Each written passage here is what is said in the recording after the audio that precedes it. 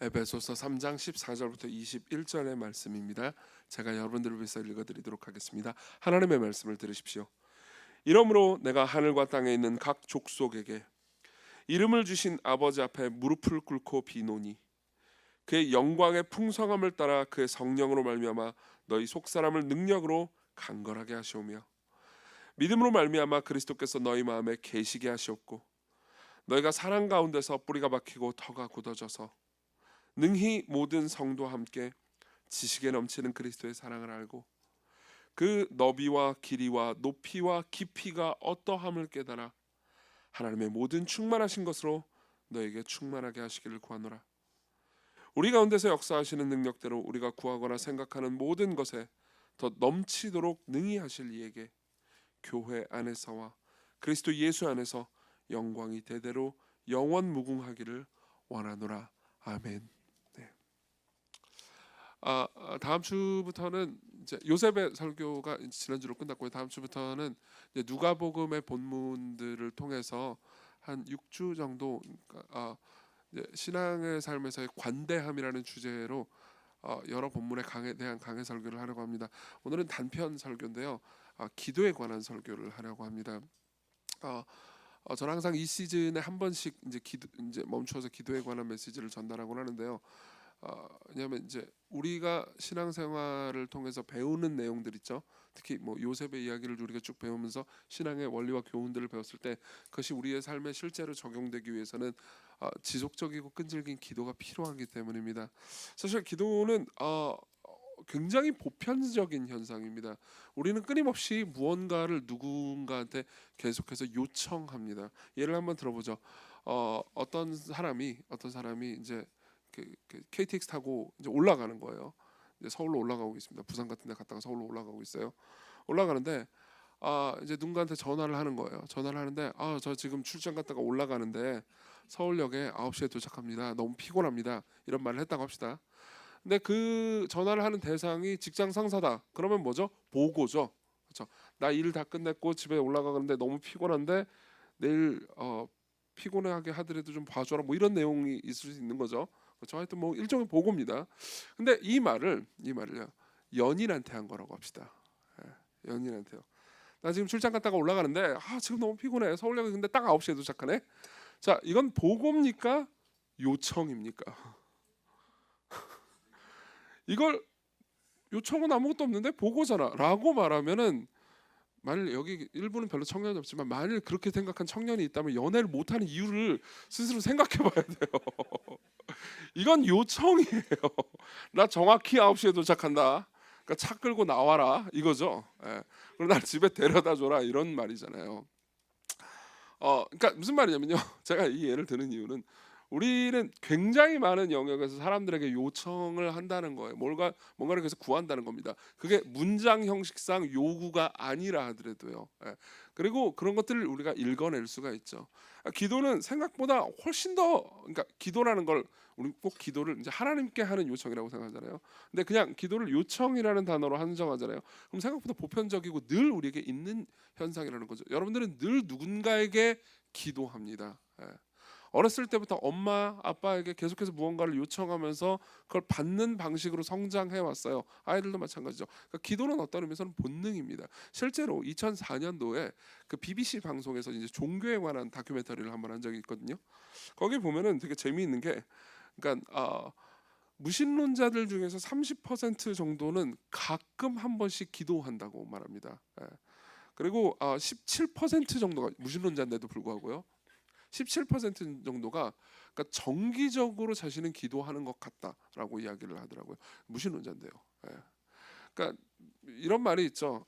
참호 속에서는 무신론자가 없다. 참호 아시죠? 전쟁에서 이 총알이 빗발치고 있을 때 거기서는 무신론자가 있을 수 없다. 이런 말이 있습니다. 서양 속담이죠.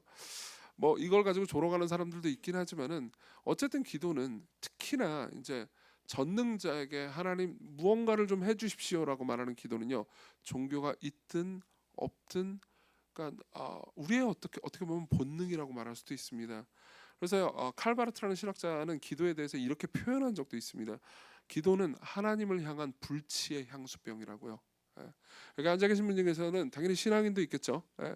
신앙인들 대다수가 신앙인이시죠. 신앙인들 같은 경우에는 기도에 대해서 나는 기도를 잘 못하고 안 하고 기도를 정기적으로 하는 걸 힘들어하는데라고 생각할 수 있지만은 여러분들 본능적으로 언제 어디선가 특히 이제 힘들 때 보통 그렇지만 기도를 늘 합니다. 그리고 여기 앉아 계신 분들 중에서 기독교 신앙이 없는 분들이라 하더라도요. 기도라는 것은 나는 평상시에 기도 안 하는데 난 무신론자인데라고 생각하는 사람들도 기도라는 것은요. 삶에서 피할 수 없는 무언가입니다. 여러분들의 삶에서 어떤 순간이든 그걸 기억하든 기억하지 못하든 기도해 본 적이 있을 겁니다. 자, 그렇기 때문에 기도를 배울 필요가 있을 것 같습니다. 우리가 읽은 이 본문은요, 그러니까 이제 이 사도 바울이 하나님께 그러니까 에베소 교회를 위해서 기도하는 내용이 적혀 있습니다. 그리고 이제 사도 바울이 기도하는 이 기도의 내용을 통해서 그러니까 우리가 기도가 왜 필요한지 그리고 어떤 방식으로 우리가 기도를 해야 하는지 그리고 궁극적으로 우리가 무엇을 기도해야 하는지를 좀 알 수 있을 것 같습니다. 그래서 방금 말씀드린 순서대로 왜 기도가 필요한지 어떻게 해야 하는지 그리고 무엇을 기도해야 되는지를 말씀드리도록 하겠습니다. 먼저 왜 기도가 필요한지를 보죠. 이제 14, 15절이 이제 나 기도한다 이런 내용이죠. 그리고 16절부터 쭉 19절까지를 보잖아요. 그리스어로 보면은 네 가지를 간구합니다. 네 가지를 간구하는데 쭉 그냥 읽어볼게요. 16절부터 그의 영광의 풍성함을 따라 그의 성령으로 말미암아 너희 속사람을 능력으로 강건하게 하시며, 그러니까 여기서 속사람은 마음을 가리킵니다. 마음이 굳건하고 강건하고 성장하게 되고 17절 믿음으로 말미암아 그리스도께서 너희 마음에 계시게 하시고, 그러니까 예수 그리스도께서 우리 마음에 계시게 해달라라고 간구를 합니다. 이게 첫 번째 기도예요. 그리고 17절 이제 하반부에 보면요, 너희가 사랑 가운데서 뿌리가 박히고 터가 굳어져서, 그러니까 우리가 의무적으로나 억지로 하나님 앞에 순종하는 게 아니고 사랑으로 하나님께 순종하며 하나님과 관계를 맺도록 하기를 구하고 있는 거죠. 이게 두 번째 기도예요. 그리고 세 번째 기도는요, 18절에 능히 모든 성도와 함께 지식에 넘치는 그리스도의 사랑을 알고, 그리스도께서 우리를 위해서 하신 사랑에 대해서 계속해서 알고 또 아는 지식과 경험이 있기를 기도하는 겁니다. 이게 세 번째 기도고요. 네 번째 기도는요, 이 모든 게 충만하기를 바라는 겁니다. 19절 보면은 그 너비와 길이와 높이와 깊이가 어떠함을 깨달아 하나님의 모든 충만하신 것으로 너에게 충만하게 하시기를 구하노라. 이렇게 네 가지의 기도 제목들을 가지고 기도를 합니다. 아마 이 기도는 바울의 주기적인 기도였을 겁니다. 주기적으로 이 내용을 가지고 계속해서 기도를 했을 거예요. 사실은 이건 제가 여러분들을 위해서 기도할 때도 같은 기도를 할 때가 많습니다. 여러분들을 위해서 여러분들이 보내는 기도 제목 가지고 기도를 할 때도 있지만은 종종 이제 여러분들을 위해서 어떻게 기도해야 될지 기도 제목을 잘 모를 때는 제가 에베소서 3장을 자주 펴니다. 그리고 나서 누군가를 이름을 넣고 이 사람이 이런 은혜를 받도록 하나님, 무엇보다 그리스도의 사랑의 깊이와 너비와 높이와 길이를 깨닫게 해달라고 기도를 많이 합니다. 근데 재밌는 건 뭐냐면, 자, 뭘 달라고 기도를 한단 말이에요. 지금 바울은, 그죠? 그러면 보통 우리가 뭘 달라고 기도를 할 때는 그 무엇이 나한테 없는 경우가 많잖아요. 그렇죠? 주님, 제게 아파트 한 채를 주십시오라는 거는 아파트가 없다는 거잖아요. 없으니까 좀 하나만 달라 이거 아닙니까? 주님, 병을 고쳐 주십시오. 나는 안 건강하다는 겁니다. 주님, 여자친구를 주십시오. 솔로라는 거죠. 그렇죠? 근데 지금 이 기도가 독특한 지점은 뭐냐면은, 이제 이게 에베소 3장이잖아요. 근데 1, 2장 전체를 통해서 지금 바울이 기도하고 있는 이 모든 내용들이 이미 그리스도인들에게 있다고 말을 했습니다. 되게 많은 부분에서 있다고 말을 했어요. 예를 들면요, 충만하게 하시를 구하노라라고 했잖아요. 근데 에베소 1장 13절은 교회는 그의 몸이니 만물 안에서 만물을 충만케 하시는 자의 충만이니라. 이미 그리스도가 교회 안에 있고 이미 교회는 그리스도의 사랑으로 충만하다고 말을 하고 있어요.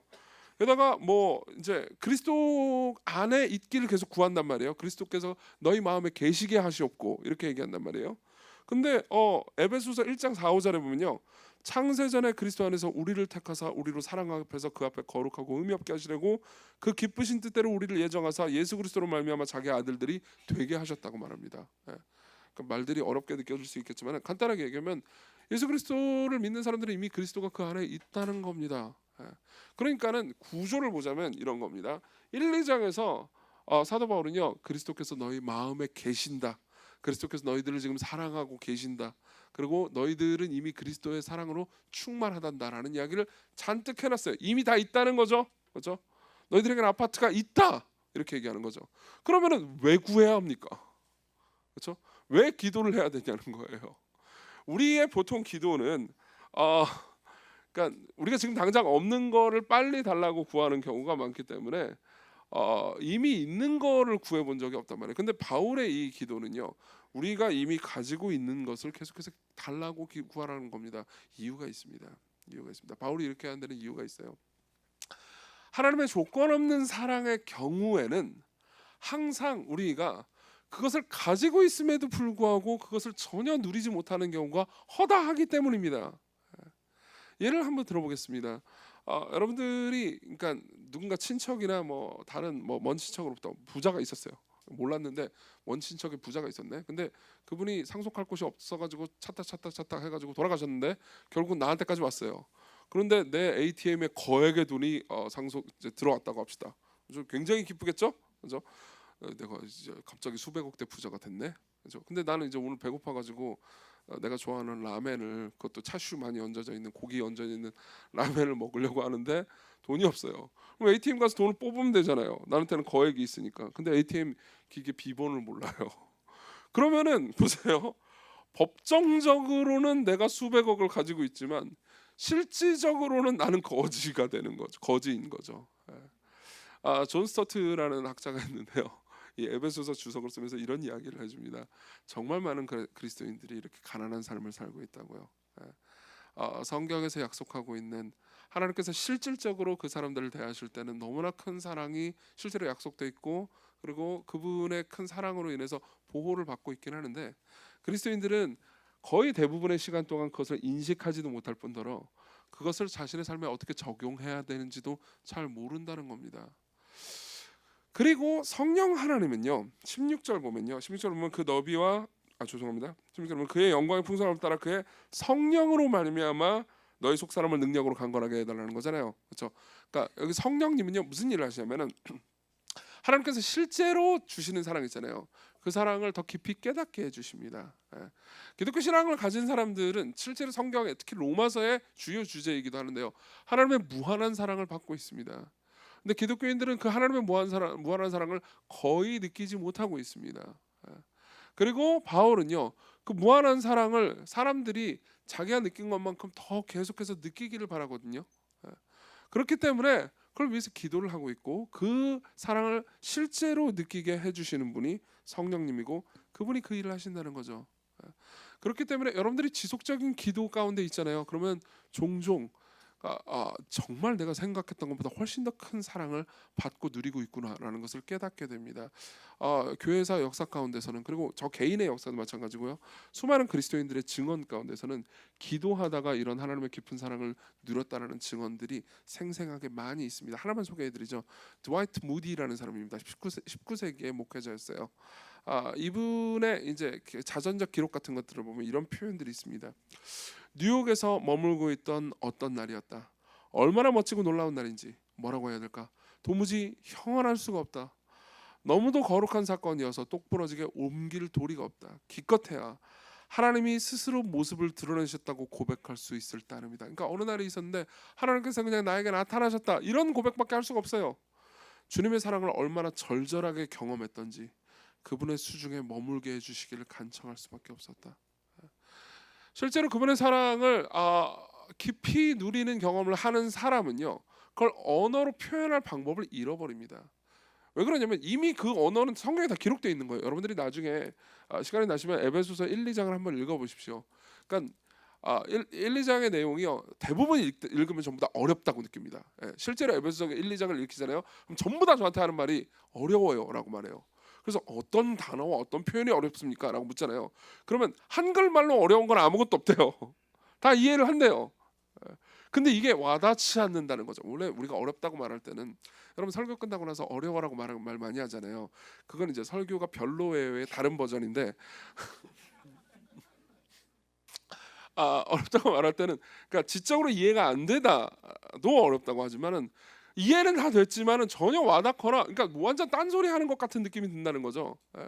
근데 여러분들이 기도 가운데 들어갑니다. 그리고 성령님께서 그것을 깨닫게 해주십니다. 그러면 그걸 표현할 수 있는 언어가 성경에 기록되어 있는 언어를 반복하는 것 말고는 없는 거예요. 예. 그리고 이게 진짜였구나를 깨닫는 거죠. 에베소서에 있는 모든 말이 진짜였구나. 예. 새롭게 배우는 정보 같은 건 없습니다.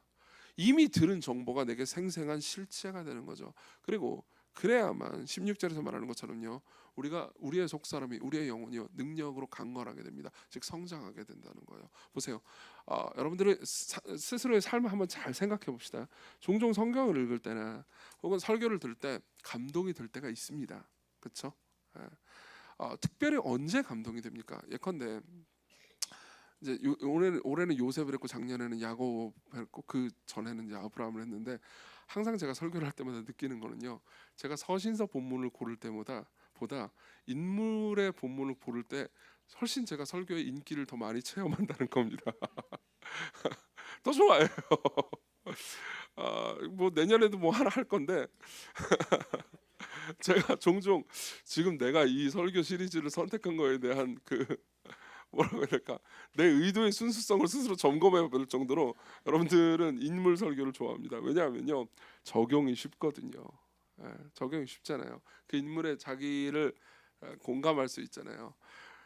그러면 어떻게 되냐면 삶에서 여러분 어떤 문제가 있단 말이에요. 그게 이제 일종의 벽 같은 거죠. 문턱 같은 거죠. 그거를 이제 했을 때 실제로 설교의 어떤 내용이 딱 적용이 되잖아요. 내가 이런 문제를 가지고 있었는데 이 문제를 이렇게 생각하면 되는구나. 그럼 적용이 되면은 맞아. 그러면서 감동이 되죠. 근데 여러분들이 분명히 이런 경험이 있을 겁니다. 그게 너무 감동이 돼요. 그래서 새 삶을 살아갈 수 있을 것 같은데 그 새 삶을 살 능력과 힘이 화요일까지만 지속되는 거죠. 그것도 많이 지속된 거예요. 한 월요일까지. 그럼 어떻게 되냐면은 또 이제 새로운 문제를 만나잖아요. 그럼 또 새롭게 힘들고, 그렇죠? 이건 마치 이게 여러분들을 이제 비하하는 게 아닙니다. 그냥 정직한 거죠. 이게 자라지 않은 아이의 문제와 같습니다. 자라지 않은 아이의 문제와 같아요. 아기가 있다고 합시다. 이게 이제 막 아장아장 걷는 돌 좀 지난 돌 좀 지난 아이들 좀 걷잖아요. 걷는 아이들이 있으면은 그 문턱 있죠. 그 문 열고 하는 문턱. 그게 굉장한 장애물이에요. 그렇죠. 근데 그 문턱을 넘어갈 때마다 누가 손을 잡아준다거나 문턱을 어떻게 넘는지 이렇게 지혜롭게 가르쳐 주잖아요. 그럼 문턱을 슬기롭게 넘고 와 좋다 이렇게 되는 거죠. 그렇죠? 내 삶에 적용이 되었어 이렇게 되는 거예요. 근데 10년, 20년째 계속 그 문턱을 볼 때마다 여러분들이 그런 도움이 필요하잖아요. 그럼 여러분들은 20년째 돌제비라는 의미거든요. 지금 제가 너무 두드려 패고 있습니까? 여러분들을 보세요. 그러면은 사실 성장하지 못한 거죠. 어른이 돼 보십시오. 어른이 되면요, 여러분들이 하루 종일 문턱을 수십 번을 왔다 갔다 해도 하루 종일 문턱이 있었다는 것조차 생각도 못합니다. 그렇죠? 이게 성장한 사람들이 경험하는 거죠. 삶에서 그러니까 내 마음을 거슬리게 하거나 힘들게 하거나 어렵게 하는 문제들, 난관들이 있어요. 그렇죠? 그리고 그 난관들이 올 때마다 여러분들이 밤이 새도록 울고, 그리고 설교의 어떤 적용점을 듣고 큰 감동을 받고, 그러고 나서 화요일 되면 다시 돌아가는 일상을 반복하잖아요. 그것도 감사한 거예요. 안 그런 것보다 낫습니다. 뭐 그리고 저라고 그래가지고 여러분들보다 훨씬 더 큰 사람이라고 말할 수 없습니다. 저는 한 돌하고 이틀 더 지난 사람이라고 해둡시다. 뭐 그래도 목사니까 권위가 있어야 되잖아요. 제가 이틀은 더 있어야죠. 보세요. 사실 그렇지만 정말로 여러분들이 성장한다면요, 뭐 그런 일이 있을 수도 있는 거지. 내가 하나님께서 나와 이렇게 함께 하시고 내 삶을 이렇게 돌보셨는데 그 인내하면서 기도하면서 지나가면 되는 거지. 그뭐 그렇게 큰 일도 아니야 라고 생각할 만큼 크기를 원하지 않으십니까? 여러분들은 죽 말고 단단한 음식을 먹고, 그리고 성장하고 클 필요가 있습니다. 계속해서 크다 보면요, 그러니까 삶의 여러 가지 고통 가운데서도 여러분들이 그 고통을 받아들일 뿐만 아니라 그 고통을 넉넉히 이길 수 있습니다. 넉넉히 이긴다는 건 이거예요. 그냥 고통 앞에서 내가 그냥 이긴다 정도가 아니고 고통을 당해가지고 주변 사람들이 나를 보면서 힘들겠네라고 말해도 괜찮다, 안 힘든 건 아니지만 괜찮다, 하나님께서 지금 나와 함께 하신다는 걸 나는 믿는다. 그리고 이걸 통해서 오히려 이루실 하나님의 섭리가 기대된다. 넉넉하잖아요. 그렇죠? 예를 들면 용서 같은 경우는 마찬가지입니다. 제가 요셉 설교하면서 감사도 많이 들었지만 항의를 얼마나 많이 들었는지 몰라요. 용서하라는 거냐, 용서하기 싫다, 왜 용서해야 되냐, 걔는 아무것도 지금 자기가 잘못한 게 모르고 있는데 나만 용서하면 희생당하는 거 아니, 많이 들었습니다. 아이고, 돌제비들한테 참 고생 많이. 제가 너무 하여튼 많이 들었는데요. 보세요, 여러분들이 성장하잖아요. 그러면은 이렇게 되는 거죠. 상처를 받긴 받았지만, 그치, 사람 살다 보면 그럴 수 있지. 그렇게 죄 가운데 있을 수 있고, 또 내가 용서하라고 하나님께서 날 용서를 연습하라고 이런 상황에 나를 두셨구나. 넉넉히 용서하면서 그 사람을 위해서 기도하자.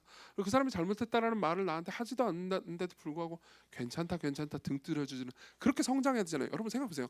교회에 누군가 어른이 되면 그런 어른이 되기를 바라지 않으세요? 그렇죠? 여러분들이 내가 그런 어른이 되는 건 싫어도, 그렇잖아요. 이정규가 그런 어른이 됐으면 좋겠잖아요. 그렇죠? 제가 나이를 먹고 한 60대 은퇴하기 몇 년 전 목사가 됐는데, 여러분들이 저한테 잘못할 때마다 널 놔 임마! 그러면서 엎드려 뻗쳐, 이런 60대 할아버지 목사가 되기를 원하세요? 아니잖아요. 뭐 좀 잘못했어도 괜찮다 널 위해서 기도한다. 오히려 그런 마음, 네가 나한테 잘못한 것 때문에 나 보기 좀 꺼려져서 힘들었지? 괜찮아 이렇게 말해주는 어른이 되기를 바라죠. 똑같은 마음을 여러분들 스스로에게도 적용하세요. 이해되시죠?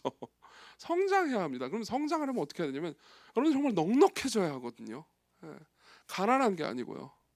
그러면 하나님께서 예수 그리스도 안에서 여러분들에게 베풀어 주셨다는 사랑이 글과 정보로만 남는 게 아니고 여러분들의 영혼의 생생한 실제가 되어야 한단 말입니다. 그렇죠? 그게 바울이 여러분들을 위해서 기도하고 있는 내용입니다. 제가 여러분들을 위해서 기도하는 내용이고요. 무엇보다 여러분들 스스로가 자신을 위해서 기도해야 되는 내용이죠. 이게 기도해야 되는 이유입니다. 두 번째로 넘어가죠. 어떻게 기도해야 됩니까?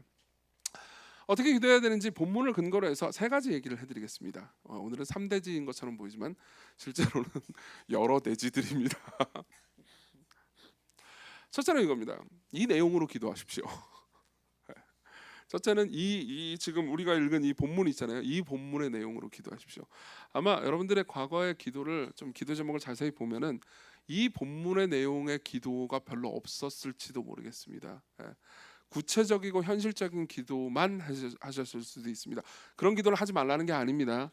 여러분들이 삶에 여러 가지 문제들이 있고 그걸 가지고 하나님께 나아가십시오. 하나님께서는 그 문제들을 듣기를 기뻐하십니다. 여러분들이 그리스도인이라면요, 하나님은 여러분들의 사랑스러운 아버지시니까요, 그걸 듣기를 원하세요. 그러나 이 내용을 가지고 좀 더 단단하고 깊은 기도를 반복해서 하십시오. 여러분 생각해 보십시오. 헨리 스쿠걸이라는 청교도가 한 말인데요, 이런 말이 있습니다. 한 영혼의 가치와 탁월성은 그가 기도하는 내용을 보면 알 수 있다. 이런 말이 있습니다. 어떤 사람이 기도의 내용을 보잖아요. 그러면 그 기도의 내용을 보면서 그 영혼의 가치까지도 판단할 수 있다는 거, 이게 무슨 망발인가 싶을 수 있을 겁니다. 자, 예를 들어 설명을 해보겠습니다. 제가 기도를 하는데 여러분들이 옆에서 제 기도를 들었다고 합시다. 근데 계속해서 제가 하나님 더 많은 고기를 달라고 기도하는 거예요. 주님 고기, 주님 제 스테이크, 안창살, 살라미, 페스트라미 주세요 주님 제발. 그러면 여러분들은 저 사람이 참 간절하구나도 알겠지만 뭐 저딴 것만 기도하고 앉아 있나? 그럴 거 아니에요. 그렇게 가치로운 기도처럼 안 느껴지죠? 그렇죠? 막 가치로운 기도를 안 하잖아요. 여러분들이 가치로운 기도 제목, 위대한 기도 제목이 없잖아요. 그럼 기도도 조금밖에 안 하게 돼요. 거의 안 하게 돼요.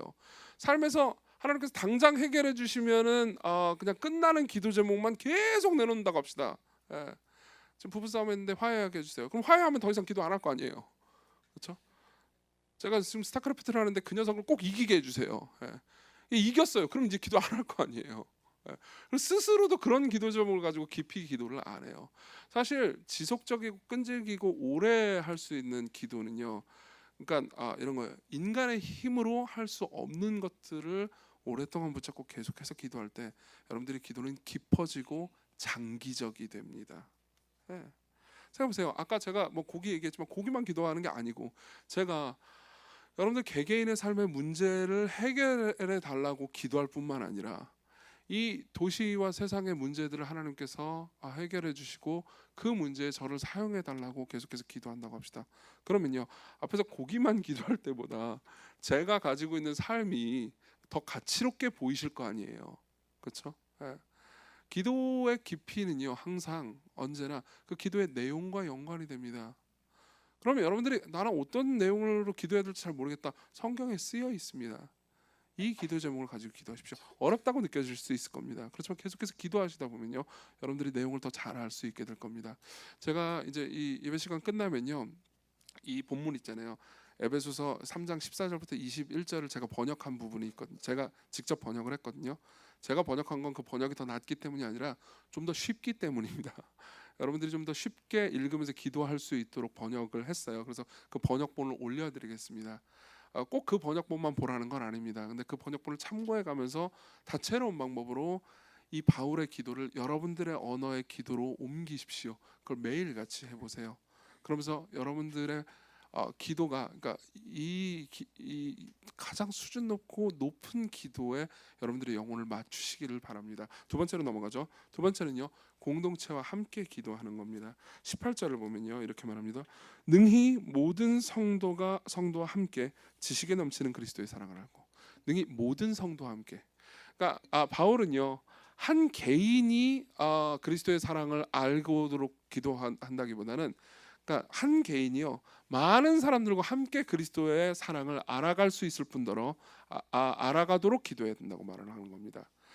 아까 제가 존 스토트라는 신학자를 언급했지만요, 그분이 이제 이 에베소서 주석을 쓸 때 이런 표현을 씁니다. 들어보세요. 고립된 그리스도인은 하나님의 사랑을 아는 것이 제한된다.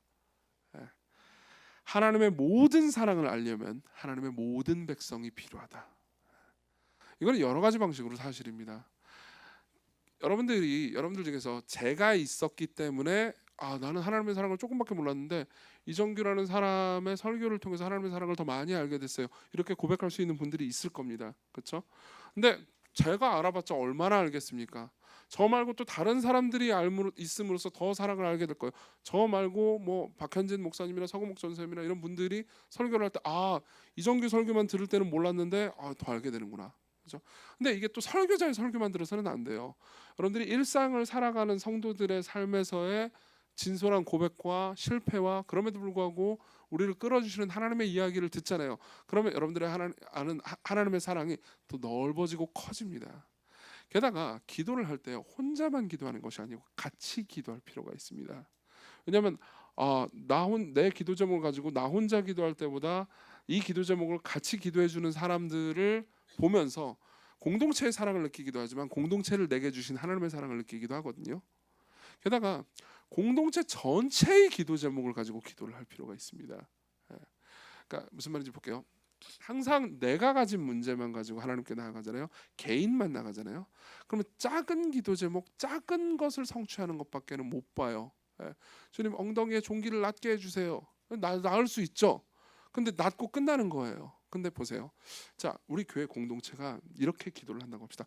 여러분들의 개인 기도 제목도 참 좋지만 지금은 우리 교회를 위해서 기도합시다. 하나님께서 이 도시에 시건교회를 세우셨고 시건교회를 통해서 신앙이 없는 사람들이 예수 그리스도를 믿고 그분의 영광을 볼 수 있도록 우리를 사용해 달라고. 우리가 그들을 환대하고 사랑하기 때문에 그들이 복음을 듣고 이곳을 통해서 하나님의 영광을 볼 수 있게 해달라고 우리 같이 간절히 기도합시다 라고 기도를 했어요. 기도를 막 하는데 여러분들이 이제 아이고 내 기도하고 싶은데 자꾸 교회 기도를 시키네 그러면서 기도를 그냥 대충 했어. 대충 했는데 진짜로 하나님께서 응답을 해준다고 합시다. 그래서 점점 기독교 신앙이 없는 사람들이 예수 그리스도를 믿고 그분께 나아가는 걸 보는 거예요. 여러분들이 세례를 받고 자신의 신앙을 앞에서 고백하는 사람들이 막 계속 내가 이 공동체에 와서 주님의 사랑을 알게 됐어요. 성도들의 환대를 보면서 진짜 이런 곳이 있었네라는 생각이 들고 교회에 대한 오해가 많이 사라졌어요. 그러고 나서 복음을 듣다 보니까 초반에는 갈등도 있었지만 이제 그분이 나를 사랑한다는 걸 알게 됐어요. 저는 제 삶을 주께 드립니다. 그러면서 세례를 받는 걸 여러분들이 계속해서 본다고 해보세요. 그러면요, 여러분들은요, 내 기도를 나 그때 별로 열심히도 안 했는데, 그죠? 내 기도를 하나님께서 진짜 들으셨네? 라고 생각하면서 그분이 우리 가운데 일하시는 것을 작은 사이즈로 보는 게 아니고 더 큰 사이즈로 보게 됩니다. 지금 구로에서 이런 설교를 하게 돼서 좀 그렇긴 한데, 신촌에서 이제 올해 3월에 교회를 개척했잖아요. 개척하고 같이 이제 신촌에 있는 개척 멤버들이랑 금요일마다 그걸 놓고 기도했어요. 금요일마다 그걸 놓고 기도했는데 우리가 생각했던 것보다 훨씬 더 놀라운 방식으로 하나님께서 지금 신촌에서 응답을 해주고 계십니다. 그리고 이제 내년에는 구로에서도 기독교 신앙이 없는 사람들을 위해서 복음을 전하는 모임을 따로 만들려고 합니다. 그리고 금요일마다 이제 우리는 그것을 놓고 기도할 거예요. 지금까지 금요일날 기도 모임에 참석하지 않으신 분들은 같이 참석해서 기도해 주셨으면 좋겠습니다. 그러면서 계속해서 공동체 전체를 사랑하시는 하나님의 놀라운 능력을 함께 놓고 기도해 주십시오. 그럼 여러분들은요, 각 개인에게 역사하시는 일하시는 것뿐만 아니라 공동체 전체를 통해서 하나님께서 일하시는 것을 보면서 놀라워할 겁니다. 실제로 제가 신촌의 어떤 저희 지체한테 개척 멤버로 참여했던 지체한테 들었던 얘기가 있어요. 내가 처음 개척 멤버를 참여하면 난 개척 멤버야. 그러면서 여기서 고생을 많이 해야 되겠네라고 생각을 하고 이제 했는데 별로 고생을 안 했대요. 이렇게 놀아도 되나 싶을 정도로 고생을 안 하고 그냥 기도만 했다는 거예요. 근데 자기가 생각할 때 신앙생활에 있어서나 공동체 전체를 통해서나 잘한 건 하나도 없는데, 우리가 잘한 건 하나도 없는데 하나님께서 우리를 통해서 자기 백성들을 불러 모으시는 걸 보면서 너무 놀랬고 감사하고 진짜 우리에게 은혜를 베푸시는구나 라는 생각이 들었다는 얘기를 들었거든요. 저는 그 감정이 여러분들 모두에게 있기를 바랍니다. 세 번째로는요, 열린 마음으로 기도하십시오. 15절을 보면요, 우리 15절 같이 한번 읽어볼까요? 같이 읽겠습니다. 시작. 이름을 주신 아버지 앞에 무릎을 꿇고 비노니. 여기 보면 무릎을 꿇고라는 표현을 잘 주의 깊게 보십시오. 원래 무릎 꿇는다라는 것은 보통 우리가 기도할 때 처음 드는 생각되는 자세는 무릎 꿇기잖아요. 그렇죠? 근데 요즘은 무릎 꿇고 기도하는 일이 별로 없죠. 일단은 예배당에 다 의자가 있잖아요. 예전에는 의자가 없는 예배당도 많았습니다. 그래가지고 이제 이게 바닥에 그 앞바다리 하고 아니면 이제 무릎을 꿇고 앞바다리 하고 설교 듣다가 무릎 꿇고 기도하고 이런 일들이 자주 있었어요. 요새는 이제 거의 없죠. 근데 1세기의 이스라엘 사람들도 무릎을 꿇고 기도하진 않았어요. 일반적으로는 서서 기도를 했죠. 실제로 복음서나 이제 성경에 나오는 이 기도의 모습 있잖아요. 뭐 그런 모습을 보면 다 서서 기도합니다. 한 세리는 서서 하늘을 우러러보지도 못하고 하나님께 구합니다. 이 다음 주 본문인데 어쨌든 서서 기도를 해요. 근데 바울은 여기서 무릎을 꿇고 기도한다고 말합니다. 이건 뭘 의미하냐면은 당시의 맥락과 문화 안에서요, 복종하는 기도를 한다는 겁니다. 복종하는 기도, 순종하고 마음을 열고 순종하고 복종하는 기도를 한다는 겁니다. 자, 이게 무슨 말인지 설명해 드릴게요. 갑자기 기도 얘기하다가 왜 순종으로 이야기가 바뀌죠? 자, 설명해 볼게요. 우리가 기도를 할 때요, 하나님께 복종 혹은 순종하는 마음을 같이 품지 않고 기도를 하잖아요. 그러면 기도가 제한돼요. 물론 이럴 수 있습니다. 하나님의 사랑이 희미하게 느껴지는 순간들 당연히 있고요. 그리고 기도를 하다 보면은 내 원통함과 괴로움을 하나님께 호소하는 기도를 할 수도 있습니다. 시편에는 그런 기도가 많이 나와 있죠. 그래서 그게 한편의 기도입니다. 근데 기도를 하다 보면은 일단 하나님을 따르려는 마음이 전혀 없잖아요. 기도를 안 하게 돼요. 생각해보세요. 분명히 여주기 중에서는 그런 생각하는 분이 있을 거예요. 기도를 합니다. 하나님 사랑을 내게 부어주십시오 이런 기도를 한 적이 있을 거예요. 그런 기도를 막 하다 보니까는 갑자기 이런 생각이 들어요. 내 죄와 평상시의 삶도 생각이 납니다. 그렇죠? 근데 내 죄와 평상시의 삶을 보니까 나는 하나님 뜻대로 잘 안 사는 게 너무 많아요. 근데 갑자기 불안해집니다. 하나님께서 그분의 사랑을 내게 너무 많이 부어주시면은 내가 순종해야 될 것 같은 불안감이 들잖아요. 그렇죠? 분명히 그런 불안감을 경험해 본 적이 있을 거예요. 하나님께서 나를 너무 많이 사랑해 주신다는 걸 너무 많이 알게 되면 나는 지금 주일 예배를 가끔 내 원하는 때로만 오는데 이거 매주 와야 될 것 같은 느낌이 들고 매주 오후 예배까지 다 해야 될 것 같은 느낌이 들고, 이거 혹시 그분의 사랑을 너무 많이 부어주시면 내가 금요기도에도 오는 거 아니요? 라는 불안감이 생길 수도 있습니다. 봉사도 해야 되는 거 아니요? 자칫 잘못하면 선교사를 보내는 거 아니야? 안 보내요, 여러분. 하나님 선교사 아무나 안 보내요. 보세요. 우리는 다 직관적으로 알고 있습니다. 그분의 사랑이 우리를 움직일 수 있다는 걸요. 예. 그리고 그분의 사랑을 충만히 부어주시고 내가 깨닫게 해달라고 구할 때요, 그분을 따르려는 열린 마음이 없잖아요. 그러면 여러분들은 항아리를 채워주세요라고 말하면서 항아리 밑에 구멍을 뚫고 있는 겁니다. 예. 순종할 마음이 없는 방식의 기도는요, 항아리를 채워주세요 그러면서 구멍을 계속 뚫는 거예요.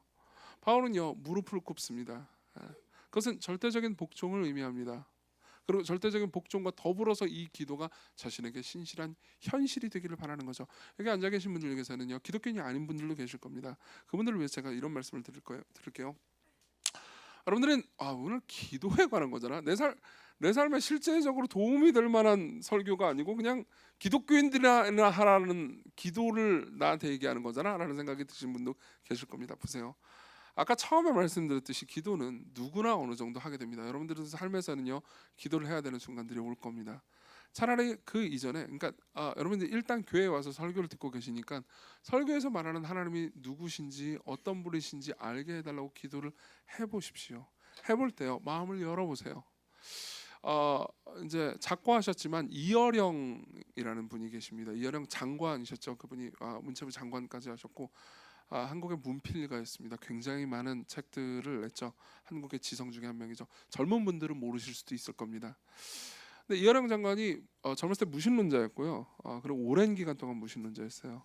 그러다가 이제 2010년도쯤에 회심을 하십니다. 그래서 지성에서 영성으로라는 책을 쓰시기도 하죠.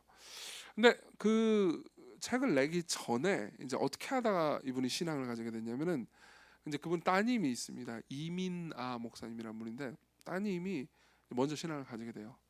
그러다가 따님이 이제 병에 걸리게 됩니다. 암에 걸리게 됩니다.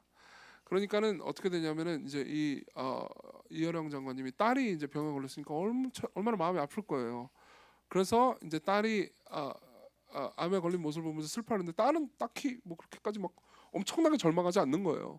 그러면서 이제 자기는 아픈데 아버지 예수 믿어라 뭐 이렇게 얘기를 하니까, 네 병 고쳐주시면 내가 예수 믿겠다 이런 이야기를 해요.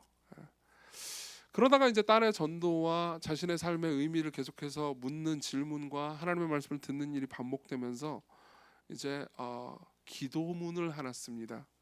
그게 이제 출간이 됐어요. 어느 무신론자의 기도라는 제목으로 출간이 됐습니다. 이분이 아직 완전히 회심하시기 전, 예수님을 믿기 전에 쓴 기도문이에요. 그 기도문이 좀 길어서 일부만 제가 발표해드리겠습니다. 좀 더 가까이 가도 되겠습니까? 당신의 발끝을 가린 성스러운 옷자락을 때 묻은 손으로 조금 만져봐도 되겠습니까? 보세요.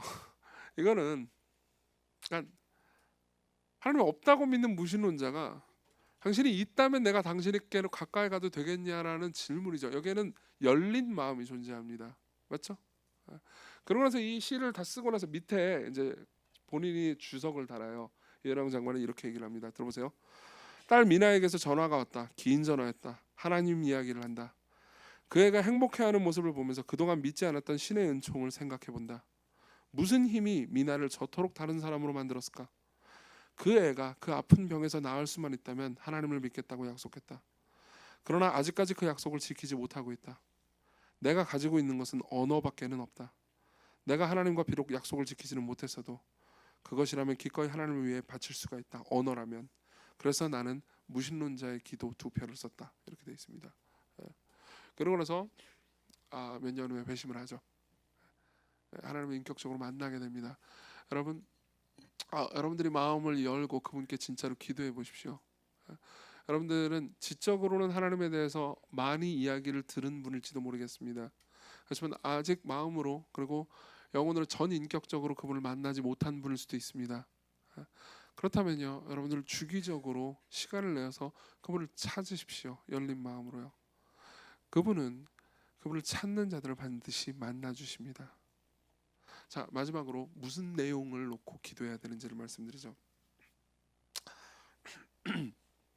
18, 19절을 같이 읽겠습니다. 18, 19절 시작. 능히 모든 성도와 함께 지식에 넘치는 그리스도의 사랑을 알고 그 너비와 길이와 높이와 깊이가 어떠함을 깨달아 하나님의 모든 충만하신 것으로 너에게 충만하게 하시기를 구하노라. 보세요. 여러분들이 하나님의 사랑을 알기를 원한다면요. 그리고 여기 계신 분들 중에서는 나뿐만 아니라 내 가족, 내 친구, 내가 사랑하는 사람이 하나님의 사랑을 아직 모르는 사람이 하나님의 사랑을 알게 해달라고 기도하시는 분들도 있을 겁니다. 그렇죠? 그리고 나를 위해서 내가 하나님의 사랑을 그렇게 알게 해달라고 기도하시는 분들도 계실 거고요. 모두 다 여러분들이 하나님의 사랑을 기도할 때 제일 먼저 생각해야 되는 건요. 단순히 하나님의 사랑을 생각해서는 안 되고 특별히 예수 그리스도의 사랑을 생각하십시오. 이 본문도요. 그리스도의 사랑을 알고라고 말합니다. 그리스도의 사랑의 너비와 길이와 높이와 깊이가 어떠함을 깨닫게 해달라는 거죠. 제가 복음을 전할 때요. 저는 그런 이야기들을 되게 많이 들었습니다. 나는 하나님, 신이 존재한다는 건 믿어요. 그리고 신은 뭐 우주에 가득 찬 뭐 사랑의 영이다. 뭐 이 정도까지는 저도 믿습니다. 그러나 예수 그리스도의 죽음, 부활 이런 전설 같은 이야기는 믿지 않아요.라고 하는 이야기들을 되게 많이 들었습니다. 그래서 저는 거기에 대해서 이제 적절히 대응을 많이 해주었습니다. 예를 들면 사복음서가 얼마나 역사적으로 신뢰할 만한 문서인지, 거기에 나와 있는 예수 그리스도의 죽음과 부활이 얼마나 역사적으로 온전한 내용인지에 대해서 소위 변증을 해줍니다. 그렇지만은 이제 이런 질문들도 던질 때가 많습니다. 그러면 당신은 그러니까 신이 존재하고 신이 사랑이라는 거는 믿는다는 거죠? 라고 묻습니다. 그럼 그건 믿어요. 뭐 예수 그리스도가 어떻고 이런 신화적인 얘기까지는 믿지는 않지만 신이 진짜 존재하고 우주를 다스리는데 그 신이 사랑이라는 건 믿습니다. 그러면 제가 그 다음에 묻습니다. 그러면 보통 사랑한다면요, 내가 누군가를 사랑하잖아요. 그러면 그 사랑하는 대상을 위해서 희생하지 않습니까? 그렇죠? 아무것도 희생하지 않는 사람을 사랑한다고 말하지는 않을 거예요. 난 널 사랑하지만은 너에게 아무것도 줄 수 없어. 이건 사랑이 아니죠. 그리고 묻습니다. 그 신이 당신을 위해서 뭘 희생했나요? 당신이 믿고 있는 신이 당신을 위해서 뭘 희생했나요? 라고 묻습니다. 그럼 대부분 거기까지는 생각해보지 않았다고 말하죠. 성경은요,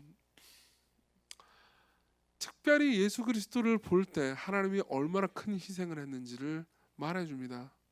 그분의 사랑의 19절에 보면요, 너비, 길이, 높이, 깊이를 말해주죠. 이 너비, 길이, 높이, 깊이가 뭘까요? 많은 학자들은 여기에 대해서 이건 그냥 수사적인 표현이다라고 말하긴 하지만은 정말 많은 성경을 신실하게 사랑하는 학자들은요, 이 너비, 길이, 높이, 깊이를요, 예수 그리스도의 십자가에서의 죽음과 부활을 생각하면은 우리가 온전히 알 수 있다고 말합니다. 여러분, 그분은 어떤 사람을 사랑하십니까? 그분의 사랑의 너비가 얼마나 넓습니까? 예수 그리스도를 보잖아요. 그럼 그분의 사랑의 넓이를 알 수 있습니다. 많은 사람들은 이렇게 생각합니다.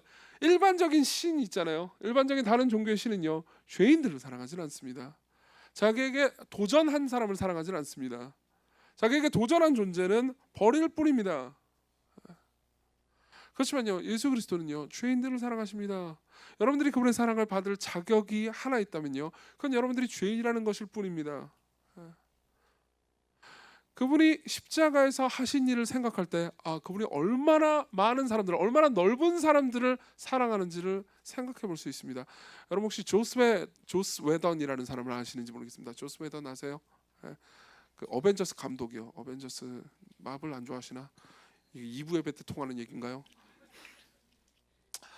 이 사람은 무신론자예요. 그리고 작가고 감독입니다. 작가고 감독인데, 이 사람은 미국에서 그 유명한 그 시트콤 드라마를 극본을 썼어요. 근데 그 극본이 버피 더 뱀파이어 슬레이어라는 그 극본입니다. 미국에서 유명한데 우리나라에서 그렇게 유명하잖아요. 버피 더 뱀파이어 슬레이어. 이게 시즌 7까지 나왔는데 내용이 뭐냐면 그냥 유치한 내용이에요. 버피라는 여자애가 있어요. 근데 이 여자애가 뱀파이어 슬레이어예요. 뱀파이어 죽이는 여자예요. 근데 여자인데 뱀파이어 막 죽이고 다니는 거예요. 근데 이 이야기가 어떤 내용이냐면 버피가 뱀파이어와 싸우기 위해서 친구들을 위해서 희생하는 내용이에요. 친구들을 위해서 막 희생합니다. 그러다가 죽어요. 그래서 부활해요. 그리고 또 죽고 부활하고 막 그래요. 뱀파이어 슬레이어들이. 그러고 나서 조스 웨던한테 사람들이 비난했어요. 이거 기독교 얘기잖아. 너 기독교 믿어? 그리고 조스 웨던이 그런 얘기 하지 말라고. 나 기독교 안 믿는다고. 난 무신론자라고. 라고 이야기를 합니다. 저는 이 이야기가 되게 재밌었는데 왜 재밌는지 아십니까? 여러분들이 무신론자든 신자든 누구든 우리 인간의 모든 사람들은요, 보편적으로 누군가가 나를 위해서 조건 없이 희생하는 이야기를 통해서 진정한 사랑을 발견하기 때문입니다. 내가 받을 만해서 사랑을 받는 게 아니고요, 내가 받을 자격이 없는데도 불구하고 상대가 나를 위해서 희생했다, 거기서요 진짜 이야기를 발견하기 때문입니다. 왜 그런지 아십니까? 왜 그런지 아십니까? 단순히 인간이 이런 이야기를 좋아하도록 진화해서 뇌가 프로그래밍 됐기 때문이 아닙니다. 이 이야기가 우주적인 방식으로 사실이었기 때문입니다. 실제로 예수 그리스도께서 자기 백성들을 위해서, 그리고 자기에게 범죄한 백성들을 위해서 이 땅에 내려와서 진짜 죽음을 당하고 진짜 부활했기 때문입니다. 모든 사람들에게는요, 심지어 기독교인이 아니더라도 그 사랑에 대한 향수가 있어요. 그리고 그걸 이야기로 표현하잖아요. 그럼 그런 방식으로밖에 감동을 주지 못하는 겁니다. 그 이야기가 아니잖아요. 그럼 감동을 주지 못해요. 여러분, 자꾸 마블 영화에서 얘기해서 죄송한데, 마블 영화가요, 어벤져스 엔드게임까지는 굉장히 흥행을 했잖아요. 그랬어요. 그리고 그 이후는 지금 망하고 있거든요. 최근에 나온 더 마블스 완전히 이거 이런 얘기 하면 안 되나? 마블 팬들 죄송합니다. 그런데 망한 건 사실이잖아요. 왠지 아세요? 이 이야기가 빠졌기 때문이에요. 제가 스포일러 할까 봐 죄송하긴 하지만 어벤져스 엔드게임까지의 이야기는요, 엄청난 희생을 한 영웅의 이야기가 있습니다. 그 영웅은요, 자기가 사랑하는 사람들을 구하기 위해서 거대한 희생을 합니다. 이건요, 인류 역사상 보편적으로 사람들이 사랑하는 이야기예요. 왜냐하면 이것은 진짜 이야기의 그림자들이기 때문입니다. 그리고 여기서 벗어나잖아요. 나는 이런 진부한 이야기는 하고 싶지 않아. 그러면서 여기서 벗어나잖아요. 그럼 사람들은 그 이야기를 통해서 감동을 느끼지 못해요. 왜냐하면 이것이 진짜 이야기이기 때문입니다. 모든 사람들은요, 죄인들을 사랑하는 이야기에서 사랑의 너비를 느낍니다. 두 번째는 길입니다. 그분은요, 영원 전부터 영원 끝까지 우리를 사랑하십니다. 우리는요, 내가 하나님을 사랑하는 한 그분이 나를 사랑하실 것 같은 느낌이 듭니다. 아니요, 내가 하나님을 거부했던 순간도요, 그분은요 우리를 사랑하십니다. 그분은, 제가 이 이야기를 결혼식마다 하기를 좋아합니다. 아마 들어보신 분들도 있을 겁니다. 제가 주례하는 결혼식 때는 이 이야기를 거의 꼭 하니까요. 여러분, 결혼을 하잖아요. 그러면 힘들고 고통스러운 결혼을 한 사람은요, 지난 몇 년간의, 지난 10년간의, 지난 20년간의 결혼 생활은 최악이었어요라는 말을 하죠. 그리고 저 결혼 생활은 너무 힘들었습니다. 몇 년간의 결혼 생활이 너무 힘들어서 그만뒀어요. 이런 이야기를 합니다. 여러분, 성경은요, 교회가 예수 그리스도의 신부라고 말합니다.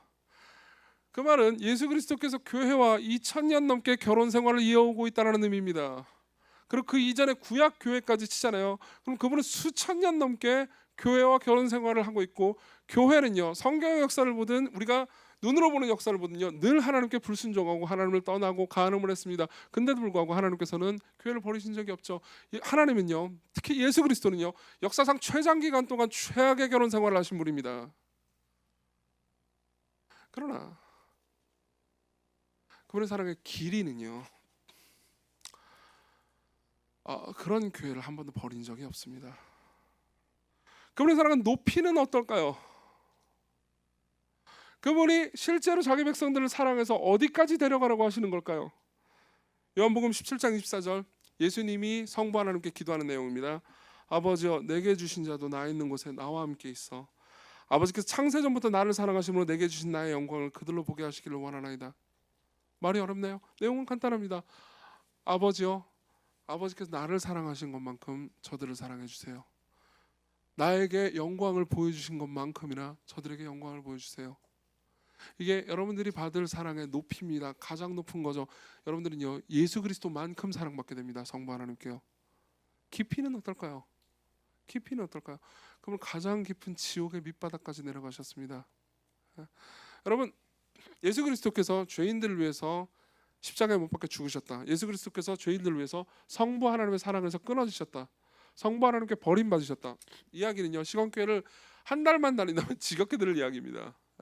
그리고 많은 사람들이 이렇게 생각합니다. 그분이 십자가에서 한 몇 시간 고통을 당했지, 하나님의 사랑이 끊어졌다 하더라도 뭐 그냥 그게 그렇게 대단한 건가?